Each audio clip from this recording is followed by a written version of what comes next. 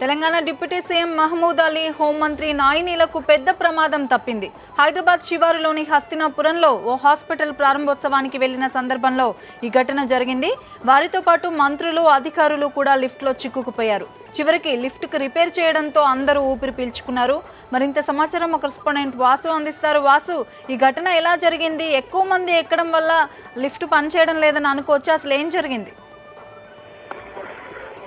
ఈ రోజు ఎల్బీ నగర్ లో ఉన్నటువంటి హస్తినాపురంలో ఉన్నట్టు ఏర్పాటు చేసిన ఒక అమ్మ హాస్పిటల్ ఇనాగ్రేషన్ కోసం రాష్ట్ర డిప్యూటీ సీఎం మహమూద్ అలీతో పాటు తెలంగాణ రాష్ట్ర హోంమంత్రి నాయన నరసింహారెడ్డితో పాటు మరికొంతమంది స్థానిక నేతలు, సిబ్బంది అంతా కూడా ఆసుపత్రి చేరుకున్నారు. అయితే మొదటి 3 అంతస్తులోకి చేరుకునే నేపథ్యంలో కూడా ఒక్కసారిగా లిఫ్ట్ లో అంటే సెక్యూరిటీ సిబ్బందితో పాటు స్థానిక నేతలు, 2 మంత్రులు అందరూ కూడా ఎక్కిన నేపథ్యంలో ఫస్ట్ ఫ్లోర్ కు సగానికి వెళ్ళిన నేపథ్యంలో లిఫ్ట్ ఒక్కసారిగా ఆగిపోవడం జరిగింది. ఏం జరిగిందో అనే అనుకునే లోపు కూడా లిఫ్ట్ అంతా కూడా అంటే వీళ్ళంతా కూడా ఒకసారిగా భయాందోళనకు గురి కావాల్సిన పరిస్థితి. ఆ తర్వాత కూడా నిపుణులను పిలిపించి ఆ లిఫ్ట్ ఓపెన్ చేయడం జరిగింది. ఆ తర్వాత ఆ సగం మధ్యలో అయిపోయిన లిఫ్ట్ లో నుంచి కూడా కొంతమంది సిబ్బందిని కిందికి దించివేయడంతో కూడా మరొక చాలా స్లోగా కూడా లిఫ్ట్ పైకి వెళ్ళిపోయిన నేపథ్యంలో కూడా ఇదంతా అధికారులంతా కూడా ఊపిరి పీల్చుకున్న పరిస్థితి.